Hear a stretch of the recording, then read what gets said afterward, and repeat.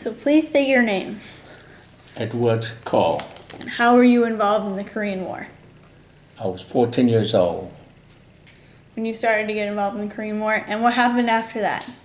I stayed with them for 3 years and 1 month. Then American GI invited me to come to America to live with them. So I came to America in 1955, and they made me one of their family, and they sent me to the school for a year. Then all I had to do to pay back to America, that I have a chance to come to America, was to sign up and draft. Those days you get a draft card. So a year later I was drafted, and they sent me to Fort Knox, Kentucky, to basic training. And after that training, they sent me back to Korea for 2 years as a CIC. That's a counterintelligence corps. And I worked for 2 years in Korea. And then I come back and I continue my study, and then I become an engineer. I went to Newark College of Engineering School now they call them New Jersey State Engineering School. All right. So where were you born? I was born in Choosin, Korea. Where is it on the map? Yeah, Choosin, Korea was right about here. So you're right near the 38th parallel, basically. Yeah. So then I worked for Bendix Aviation for almost 10 years. And then I started my own. All right. So when you were in the Student Volunteer Army, can you tell me the story about the Choosin Reservoir and how you were involved in that?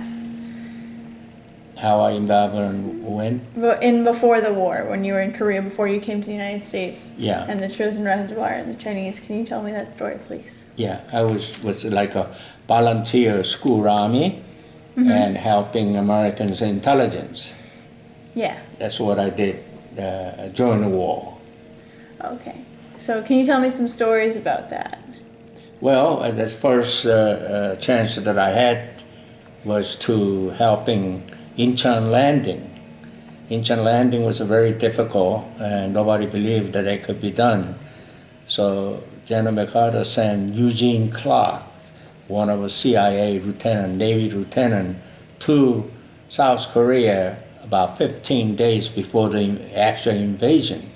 I met him, and he needed help. He needed help to get exactly what's happening in Incheon and that area. So I helped him to get all that information, and that's in that tape, this tape, yeah. So in that tape probably show you what I did. Yeah, so. Okay, and after that? After that, they sent me to North Korea, right? I told you about that, yeah. And then when I come back after the North Korea, after the war. Yeah. Can you tell me about that again and how you were captured by the Chinese? In North Korea? Yeah. Yeah. Just because I wasn't recording the first time? Yeah. So after the Incheon landing, I come to a report to the Marines, and Marines realized what could I do to help them get the information, because I could be mingle around with the North Koreans without detecting them that I was spy.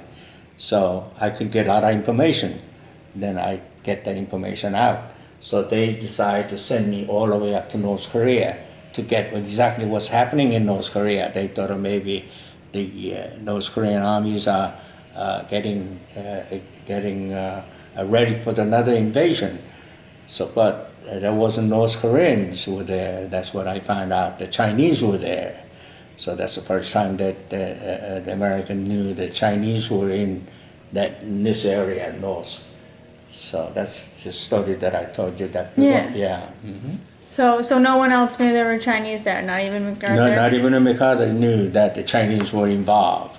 So how did you tell someone that the Chinese were there? I told them that happened to be he was a colonel, a battalion commander. His name was Louis Fuller, and I told him that about the Chinese who were there.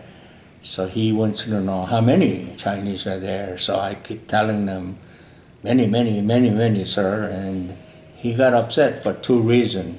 First, he really don't want to believe that Chinese got involved. Second, he really don't trust the Korean guy who was telling the Chinese are there. So he wanted to make sure that he's going to hear from the Americans. So he asked me to find American agent to tell exactly what's happening.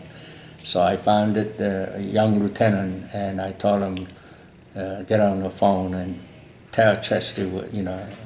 So he's the one who tell them, it's a shitload of Chinese are here, sir. So he said, well, I'm glad that he told his aide, I'm glad that somebody up there knows how to count. The Korean boy didn't know how to count, you know. That's the story, yeah. And then they knew exactly what the Chinese are really there. So they reported to the MacArthur, and the General MacArthur decided, all right, then we pull out. So that's what they began to retreat. They don't want to call retreat, actually. The division commander was all day peace. He was really didn't like to call everybody, newspaper and everybody say retreat. He told them, we're not retreating, we're just fighting in different directions. You know, he told them, yeah. So anyway, that was a sad story for the Americans at that time. It wasn't really ready to retreat. It was cold, almost, one point it was like a 45 below zeros. And a lot of Marines got frostbite, and they just can't fight anymore, they can't walk anymore. So they did build a temporary aid station.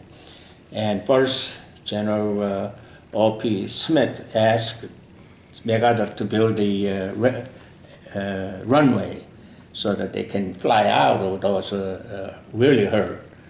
So he did that. So the new supplies coming in, new men coming in a little bit. All the wounded wasn't taking it out. So almost 4,000 wounded one was fly out to the ship in the ocean, hospital ship. Either you can take care of from there, they sent to Japan. And if they can take care of from there, serious one, they flew to the Hawaii.